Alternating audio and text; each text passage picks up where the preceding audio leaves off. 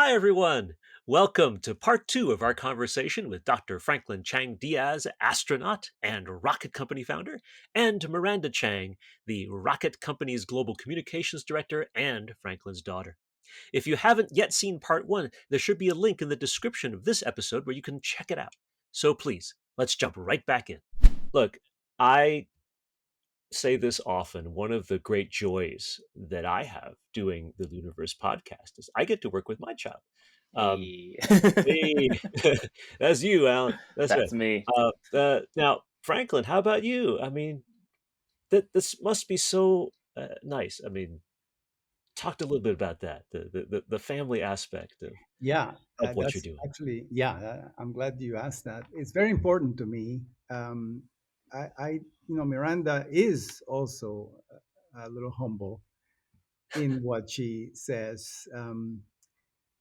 She is really much more than just a communications director. I mean, she is, she's a really good strategic thinker and advisor. I mean, she comes here at the end of the day, just about every day, and tells me, you should be doing this in a different way and other way. But I have to say, with a tremendous level of logic and it's as if has been doing this for a long time. Pretty awesome. Oh no, this is so wonderful. I'm so glad to hear that. A lot of times, especially in fictionalized things, there's always like arguments and backbiting, and people are like, in space they have to argue about things all the time. But that's not the case. It's clearly it Well, we makes me do so happy. argue, But that's part of a healthy dynamic. it's healthy because it is it's a healthy argument that sometimes she's right and sometimes I'm right and I think we kind of feed on each other's ideas really Hmm. well, and I'm glad to see this. I'm getting old, and it's good for me to see the youth, coming through. And I wish there were more like her around. Well, in that I completely agree with you, Franklin. The young folks now are the people that are going to save us from Yeah. ourselves, solve the Absolutely. problems that we old farts haven't been able to. Yep. Yeah, I think that's really true for the future. Okay, let's get another question in. What a great opportunity to launch into another one. What do we got?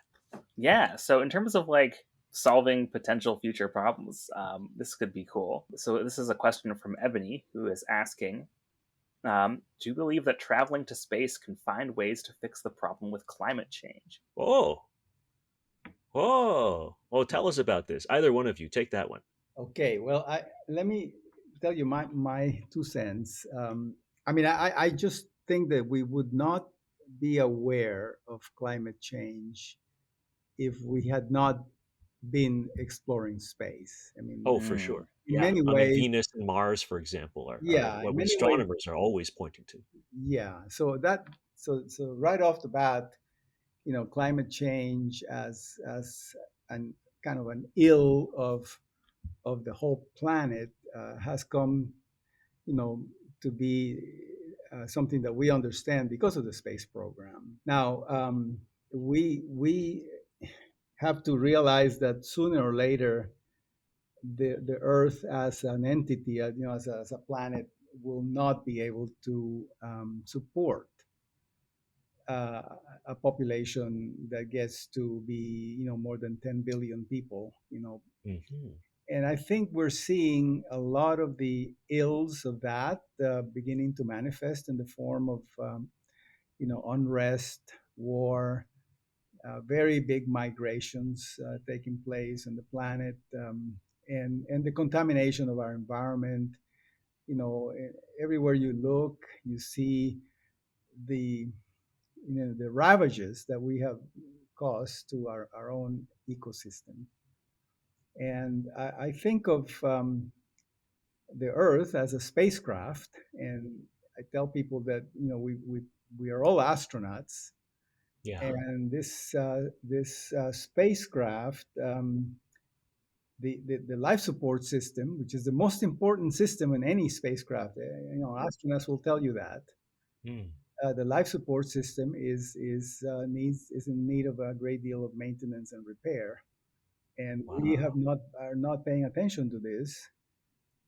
And I worry that we are going to damage the environment to the point that the Earth, our civilization, will not be healthy enough to explore space, and then we Wow. will be doomed. So, Wow. so those are the kinds of things that I worry about. Um, and and so yes, I mean climate change is one thing, but there's also the contamination of the environment. Mhm. I tell people that for thousands of years, humans have treated the environment as a bottomless pit, and Yeah. we have now discovered that the pit has a bottom, and Mm. that it is actually overflowing, and Oh my. we have become confronted with our own waste for the first time. Wow. So it's a very sobering, you know, uh, Yeah. thought.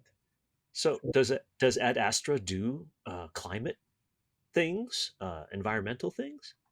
well, we have an activity going on in Costa Rica, which is my country of birth, Wow. where Ad Astra is trying to transition the country to a hydrogen economy, to a green hydrogen. Really? And so we have an ecosystem already working there where we generate hydrogen from water, electrolysis, and using solar and wind energy. And we have a fleet of vehicles that we use. And in fact, the car that I drive in Costa Rica is a fuel cell electric hydrogen car. Ah, Wow. that's cool. We make our own hydrogen, and we're just getting now Wow. a fleet of fuel cell electric buses which are going to be serving the region. So we're trying to do our bit to decarbonize the economy of the planet. Yeah, I think that's amazing, especially when thinking that when we think of rockets and launches and the hydrazine and all the material and all the huge amounts of exhaust that go everywhere, you're thinking, oh my gosh, rocket science is very unenvironmental. But you are talking about a way to make it environmental, right? Which Yeah. is really wonderful. And Miranda, I'll bet you're telling stories about that as much as you can. Yeah, absolutely. Yeah, I mean, what we're working on for space is, an engine that's extremely fuel efficient that works in space, and so it's not really in the same realm of launching. We do need to be launched into space, but the engine itself, we theorize, will have 13-year lifespan or something Oh, in that's space. great. So Wow. yeah, so it's not needed to have all these constant launches. Imagine, if we have a moon base and we need to go to the moon constantly to supply resources. And every time you went, it was this giant launch, Yeah. millions of dollars and lots of burning of fuel, and it's just, not great. So Yeah. we're trying to offer some ways to change the economy of space to be more sustainable, and then as well on Earth. Well, we want to do our part on Earth as well. And Costa Rica is a really interesting place to start because the country's electric grid is already almost 100% renewable. Wow, Really? So anytime, yeah, if you go there for a visit and you plug in your phone to charge it, you're using renewable energy most likely. that's great. Wow. Um, Costa Rica is awesome. Holy moly. yeah, Uh, yeah, it is awesome. So because it has that base, it's a very interesting testing environment to be doing these different kinds of decarbonization projects, and the hydrogen one is really exciting, and we're hoping it will expand it. And then what it does is it shows other countries within the region that also have pretty clean electric grids, but they import a lot of oil for transportation. oh, Um, and that they have to import the oil, so they have to pay for that. Right. Yeah. Kind of shows them how they could move towards being greener and also being more energy independent. wow. So Oh, yeah. that's kind of our goal there. Very exciting stuff. Yeah. That's great. We definitely So for a science place like Costa Rica, hydrogen cars are actually better than these electric charged battery cars that are on the American roads these days? Well, they both can live, and they both have a place. Costa Rica is very small; it's a very small country, so a small battery electric. So both hydrogen vehicles and battery vehicles, they're both electric. Yeah. The fuel cell, we call it fuel cell electric, and then battery electric. But they're both electric. So in the case of the battery electric, you have a limited range, and it takes Mm. hours to charge. And we are looking at the niche for hydrogen to be in the heavy duty transportation. The truck, Oh, Mm. trucks and stuff. the Because you truck, don't have to charge them for a day, right? exactly, the trucks and the long range buses and the trains and even the ships and now the airplanes as well. So there's a whole Okay. transportation population of vehicles that the batteries are not really the optimal approach, I simply see. because the batteries just cannot store enough energy and they're too heavy. But Wow. for small vehicles, short distances, they're Mhm. perfectly good. I mean, Yeah, fair. they, A golf cart, for example. Yes. yeah, but even Even like even the compact car type thing. even a Uh, small sedan that today you can charge in half an hour or so hmm. Yeah. and give you maybe 200 miles of range. I mean, for Costa Rica, that's plenty. Okay. But for a truck, that doesn't work. Mm. I see. Okay. Every big truck doesn't work. So So, there's room for lots of different technologies. oh I think yeah, that's great. and So they're both electric. So they're both electric. that's cool. So what took you, Franklin, from flying in space and dreaming of being an astronaut to doing environmental things like this, to designing Vasimir engines, the next diesel engine in the universe, that Yeah, electric diesel, uh, yeah. what's that path like? I mean, Well, Miranda was saying, yeah, everything was kind of it- combining together, even for a long period of time before you went up into space or something. it's all sort of yeah, it's all sort of combined together. I mean, to me, I came back from space with a tremendous awareness of the urgency of our environmental problems. So you have you just cannot help it, but you have to do something about it. I mean, astronauts become environmentalists almost automatically as soon as they Really? it's just Wow. almost it's a transformation. It's what they call that. They call it the overview effect. So you get to see how the planet as a whole is really threatened. They say that the planet is very fragile, but it's the planet is not fragile. It's us who are fragile. Mm. The Oh, planet would be just as happy without us. I mean, we oh, the Earth Yeah. doesn't care whether we're here or not, but we do. Yeah. Spent a few billion oh. years without us. I That's mean, true. That there is that conversation that's happening now, almost science fiction-y, called the Medea hypothesis, um, which is sort of the opposite of the Gaia hypothesis, right? Where the Gaia hypothesis in fiction is describing how Earth is the mother and is mm, always is mm, alive in itself and is taking care of its young. In other mm, words, the life that's on there. But Medea was a mythological woman who killed her children Eesh. out of spite Yeah. because her because her husband was unfaithful and mm, turned out to be mm. a real jerk, and so that's Well, a sort of a painful directions, and so some of the folks saying, well, it's the Earth is actually out to kill us. Uh, Given the well, chance, it would be fine without us. Well, yeah, There I might be a don't think little it's bit, either for us or against us. I think it's right? the Well, Earth. I it's mean, it's a system that we have to work with what because what do you think, Franklin? Do you think Well, there's a I think that I don't think of the human race as that bad. I mean, I think we have a few bad apples, but for the most part, people are nice, are good.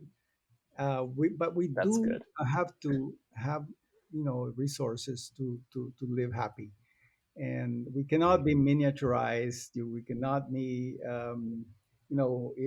we are what we are, and we consume energy, and we have waste. And so we have to have a way to expand our presence in the universe beyond Earth, and to have other places that we can thrive in, that we can grow in, and not have all of our eggs in this one basket.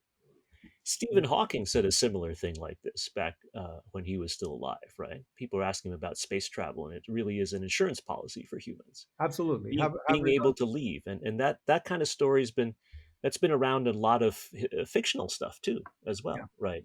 Civilizations or nations or species that could not survive because they couldn't get off their planet, right? that's right. Exactly.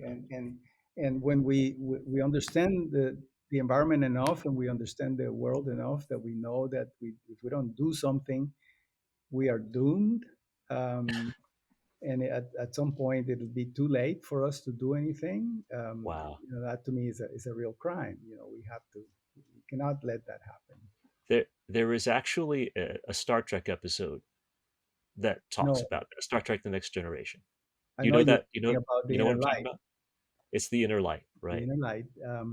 Yeah, I was very impacted by that one, and it's just really the fact that at the end, they're a happy civilization, but they never really bothered to learn how to fly in space until Yeah, they discovered that their planet was doomed.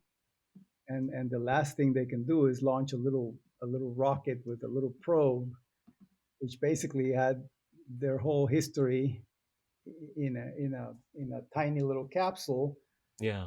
saying that we are no longer, but we used to be, and we used to live here, and then Wow. that's all there is, because our Yeah, world disappeared. that is the inner light is one of the Star Trek Next Generation's best episodes, agreed by viewers and fans and critics alike. And those of you who haven't seen it yet, go see it sometime. It's very lovely. I was impacted by that episode in a completely different way, in a storytelling way. And Miranda, you'd probably appreciate that, right? The music and the family and things like that. Right. Did you seen this, Miranda? You seen this episode? Yeah, I have. Yeah, I think that this is such an interesting topic, and there's so much of what Franklin has said. I completely agree, and have kind of started to wrestle with myself, just like many people my age, um, since this is kind of something we're inheriting in many ways. Yeah. And I think I think one way that we can start to think about this in a maybe a more impactful way, something that I think really needs to spread to everyone on Earth, is starting to think about ourselves as uh, a one people. I think we are so individualized. We think about ourselves and how things impact us immediately. Um, and I think that's exactly what happens with this overview effect that astronauts get to experience, and why so many of them from different backgrounds, from different places, um, have come back with the same sense of urgency and desire to help in whatever way they can to both preserve and protect the planet we have, but also to kind of move forward and think about how we're going to survive as a species. And I think that starts with changing our perspective from being so individualistic to more, community, whole, global perspective of us all being on one planet.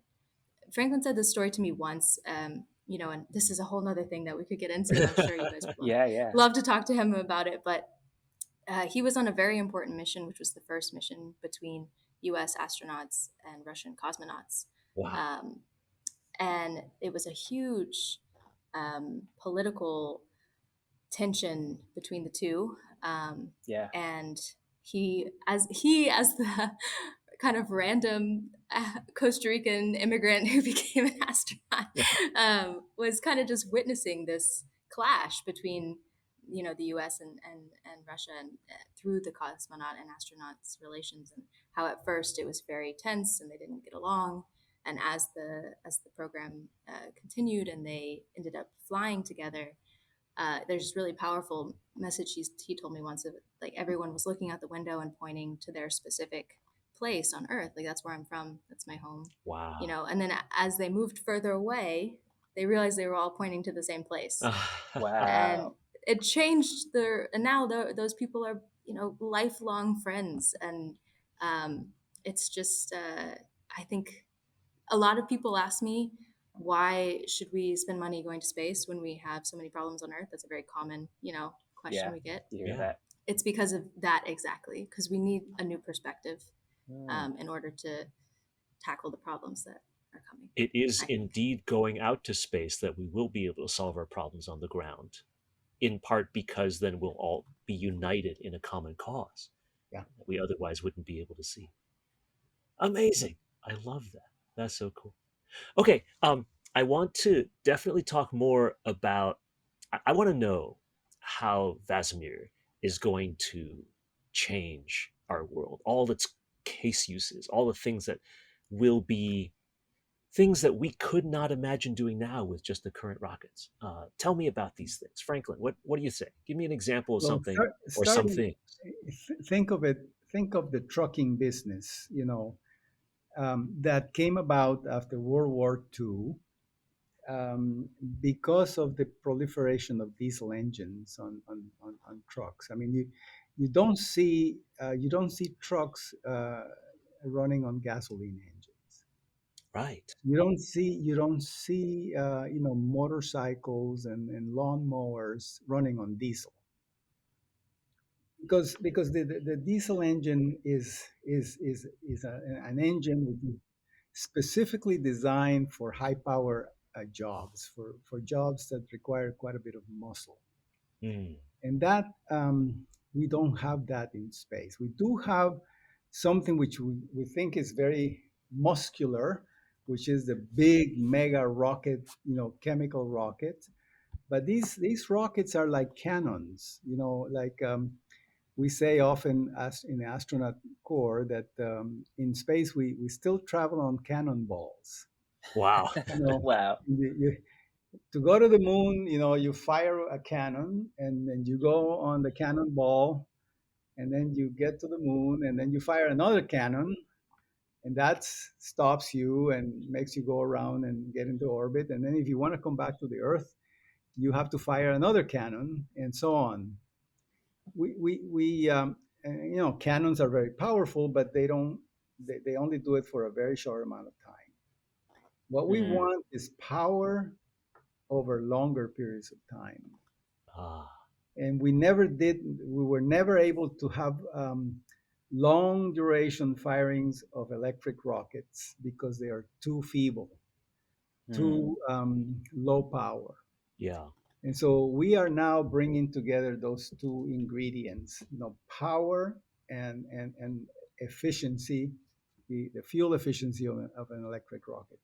What that does is that it changes the whole economics of moving things in space, from point A to point B, enables you to have a sustainable transportation, infrastructure to supply the moon, to supply, Wow. all the infrastructure that we need to make humans really, truly be, space bound, right? So that's amazing. So we're talking like space fuel trucks, space freight trucks, space car carrying trucks, space garbage trucks. I mean, space like trucks, Yeah, right? yeah. I How mean, many trucks do you see on the freeway?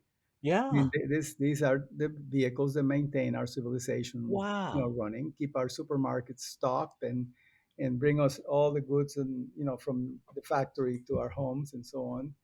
And then of course now you now have created an enclave, say on the moon, that is sustainable economics. So now you have the essentially the business entrepreneurship and the the profit motive, which is really what enables humans to really sustain activities in space. Wow. If you rely on public funding, governments, you're going to have a space program which is rather rather weak, and Mm, it's all going to be driven by tax dollars. right. Yeah. You really want a space economy that has the real profit motive is there. Yeah, I'm No, imagining the transition between like when people first started sailing across the ocean in these voyages of exploration to when they started having galleons, plying trade and bringing crops exactly, from place to place. exactly. Yeah. Or the building of the railroads for to the west, Right. which Yeah. enabled a service economy to go around it, and all kinds of businesses, and that just gets the juices flowing of Wow. humans are very entrepreneurial, and you want to get the entire world behind this. You So don't want to that's what have a Vas. handful of Yes, companies. Yeah. that's Okay. great. So that's what Vasimir is. Vasimir That's is the trucking industry of yeah. the future. That's Just so you that's know. step one. Yeah. Well, there. You know what? There was actually a Marvel comic book series in the 1980s called US-1, and it was the story of a trucker that was being recruited by people out in space, aliens and so forth, with vast science technology and everything like that. But they were recruiting him to be a trucker because actually you have to ship things from one place to another in the world. So they turned his truck into a spacefaring truck, and he became this trucker, Yeah. That's interstellar, hilarious. which I think is great. But this makes Well, you're already firing my imagination now. I mean, So just like that is just step one. Then wow, now you're on the moon. You got that settled. Now you want to go to Mars. yeah, So the transition to Mars now takes about 8 months. right, Humans, and again, you still go on cannonballs, and Right. Yeah. if you fire that cannon, you go to Mars, and then after you fire the cannon, and say somebody gets sick or something happens, you got some kind of a problem, you are committed. You're going to go to Mars whether you like it or not. yeah, So, that's Yeah. true. so yeah. So, but here's the option that we have is that now you have a rocket that is going to be firing continuously all the way to Mars. It is going to fire to speed you up all the way to halfway to Mars, and then at the halfway point, you're going to turn around and fire backwards so that you can slow down, because otherwise you get going too fast, and Yeah. you'll miss the planet. So Fair. you want to do that. So you want to slow down, and but the point being is that you can do this transits in maybe 2 months, even Wow. even Wow. less. But we need to do homework that we haven't done. That Hmm. is, the space program got to the moon, and all the technology of propulsion kind of stood still. Yeah. And so True. we True. need to move into nuclear electric systems, Wow. nuclear power, so that we can have an electric rocket that runs on megawatts Yeah. Yeah. of electric power, and then you can do those kinds of missions. Wow. But I can't wait. That sounds it just amazing. Just completely fantastic. transforms everything. I'll just interject really quick because you guys I think are kind of movie people, but The Martian, the movie The Martian with Matt Yes. Damon, that Yeah. book, he the author, Andy Weir. yep, he based um, the technology for the rocket, the engine that took them to Mars, and was able to turn around and go back. That's all the Vasmer. It was based on Wow. Woo! our engine. That's Yeah. awesome. Whoa. Yeah. So if you have a book, you can go to the end. At least in some copies, he has like the all the research he did about the Vasmer engine and I'll have to check my Wow. copy later. yeah. Yeah. Oh, that's great. That's so cool. Yeah, and that just sounds so nice. Not just experimental and explorational, but also practical. I can't wait for a Vasimir engine powered garbage truck to pick up all the space junk that's in lower Earth orbit. I think that'll be awesome. But I know that that's only the smallest thing that Vasimir can do. I mean, I want to go to Mars too. I want to be able to get there and come back and wow, I wish we had more time. But please, can we get both of you back, Miranda and Franklin, for some future conversation. Update us on the Vasmir rocket. Tell us when you get to megawatts and give us more and more information. Please come back. Okay. Thank you so much for your time. How can we get in touch with you? Can we find you on social media? Do you have web presence? Anything? Tell us how we can find you. Yeah, the best way to find us is the website, www.adastrarocket.com. Okay. And otherwise, we do have some presence on social media. Feel free to follow us there. And yeah, just be in Okay. touch. Can we visit you? Are you in Costa Rica? Because that'd make a great vacation, I think. You can visit us in Costa Rica. We do. We have an office in Houston and in Costa Rica. Both offices do offer tours, but it's usually through larger educational organizations. But so if you can get a group of like classmates together to get it, get it sponsored by your program, that's always really fun. I give the tours in marvelous. Houston, and Really? we have an engineer who does like who can answer all the really hard questions, but I get the first introduction. No. Yeah. No, we want your stories, Miranda. That's what we want. Wow. Dr. Franklin Chang-Diaz, Miranda Chang, Miranda, thank you so much. Really, really appreciate it. What a pleasure it has been to chat with you. And thank you for sharing all the cool stuff that you're doing and what we're going to be seeing from you guys not too long from now as we start trucking through space. Thank you so much. Yeah. Absolutely. Thank you. Pleasure. And Alan, thank you as always for being the awesome co-host. Much appreciated. You are welcome. It was a good one. And for all of you in the audience, thank you so much for being with us today. If you like what you see and hear, please support us on Patreon. And as always, thank you for being a part of the LIUniverse.